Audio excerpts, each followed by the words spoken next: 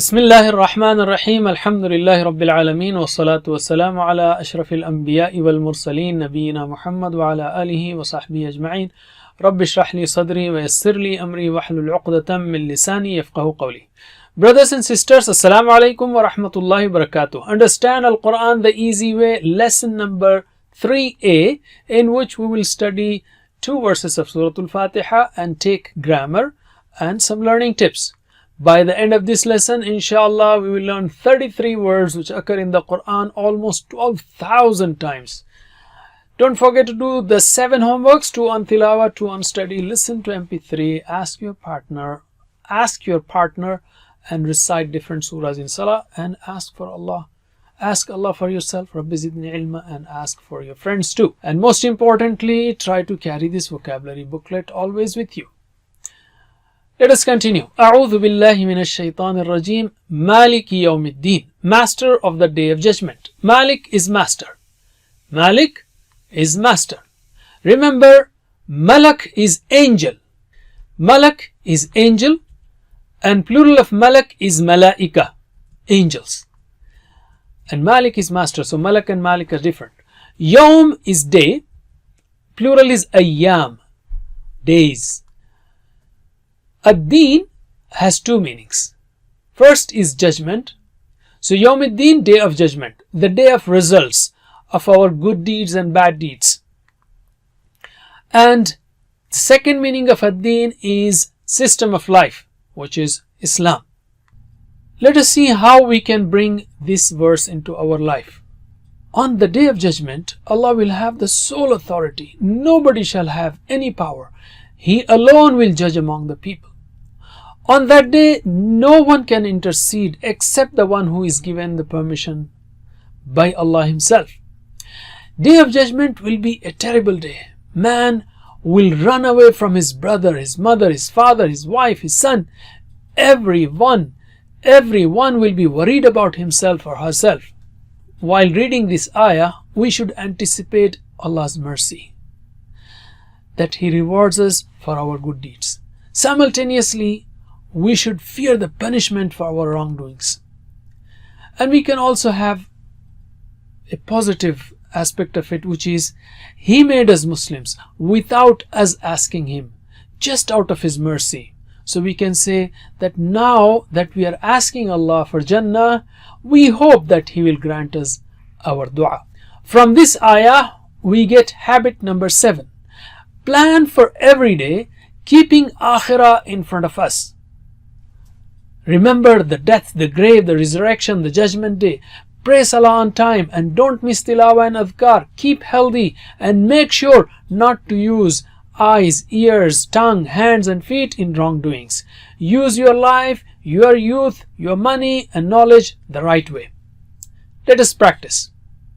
Malik, Master. Malik, Master. Yawm, Of the day. Yawm, Of the day. Ad-Din, Of judgment. Ad-Din, Of judgment. Maliki Yawmiddin, Master of the day of judgment. Maliki Yawmiddin, Master of the day of judgment. Iyyaka na'budu wa iyyaka nasta'in. You alone we worship and you alone we ask for help. Iyyaka, you alone. Actually, Iyyaka here means you. Iyya doesn't have any meanings, but in the context, it means you alone. Na'budu, we worship.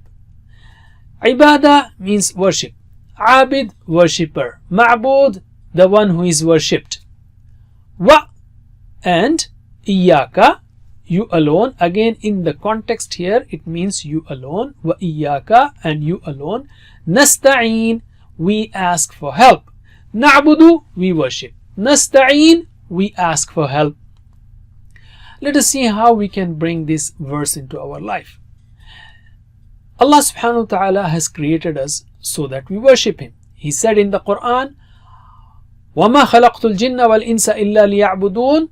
I have not created the jinns and the humans except that they worship me. So what is this ibadah? Ibadah means Not only worship, actually, it also means to obey Allah's orders, to refrain from disobeying Him, to offer salah, to fast, to give alms, to go for Hajj, to invite others towards Islam, to seek knowledge, to earn halal earning, to serve others. All these are acts of ibadah. Among these, salah is the most important ibadah. Whoever leaves salah intentionally, he commits kufr and demolishes an important pillar of Islam. So we say, "Oh Allah, help me worship you in the best way, the way that pleases you." And this is our habit number 8. We should have niyyah of ibadah in every action that we do. Real peace of mind and real success and true success in this life can be achieved only by ibadah, or by worshipping Allah only. Only then we will have the peace of mind, the peace of heart. وَإِيَّاكَ نَسْتَعِينَ, and you alone we ask for help. Without the help of Allah, we cannot quench our thirst. Then how can we worship Him without His help? Therefore recite this ayah, وَإِيَّاكَ نَسْتَعِينَ, with this feeling, "Oh Allah, I beg for your help in this salah that I am worshipping, and in doing every task that I will do after salah. Please help me also whenever I am in trouble." This is an interesting point here. People hate you if you ask them for help in general, but Allah loves that we ask Him again and again, and for everything. He loves to accept du'as. The Prophet ﷺ said, "Dua is the worship. Ad-du'a huwa al-ibadah." So our 9th habit is to ask for Allah's help in everything. And how should we ask? The way Muhammad ﷺ and other prophets did. Where is that?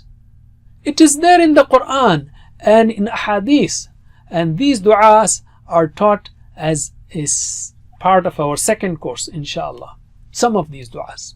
So let us practice this verse.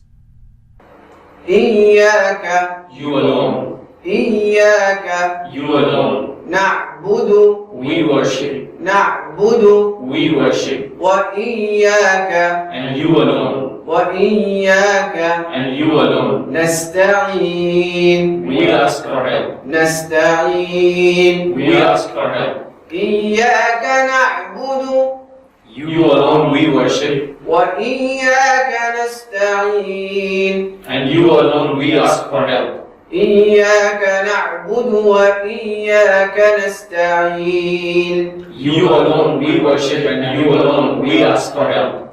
إياك نعبد وإياك نستعين You alone we worship and you alone we ask for help. Here is an important suggestion. Try to remember this Hadith Qudsi every time you recite Al-Fatiha. The Prophet ﷺ said that Allah says, "I have divided the salah between me and my slave. Half is for me and half for him, and I give him what he asks for." When the slave says, "Alhamdulillahi Rabbil Alameen," then Allah says, "My slave has praised me." When he says, "Ar-Rahman Ar-Rahim," then Allah says, "My slave has extolled me." When he says, "Maliki Yawmiddin," then Allah says, "My slave has glorified me." When he says, "Iyyaka na'budu wa iyyaka nasta'in," then Allah says, "This is between me and my slave, and whatever he asks for, I will provide him."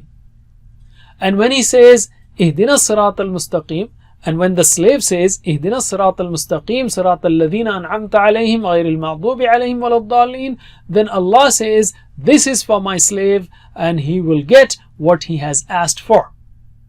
So what are we, first of all, here you can see that for every verse that we are reciting, Allah is responding. So if we remember that, our attention and focus in salah will be very much increased. Number one. Number two, what are we asking in this prayer? We are asking for hidayah. So, and Allah says, "My slave will get what he asks, what he has asked for." So try to ask Allah subhanahu wa ta'ala with all sincerity that He guides us in salah and after salah for everything that we do. That's it for now. Inshallah, we'll meet you in the second part of the lesson. Jazakumullah khair. Wassalamu alaikum wa rahmatullahi wa barakatuh. Assalamu alaikum. Learn to read Al-Quran, learn Tajweed, understand Al-Quran and memorize it using easy, scientific and interactive methods. Get ebooks, videos, audios, posters, PowerPoint files, app links for different courses. We have specialized Montessori materials and games for making the Quran easy for kids and a teacher's resource center too. Get personalized one-to-one online courses that suit your needs from expert teachers. For free trial, write to admin@understandquran.com or visit understandquran.com. Wassalamu alaikum.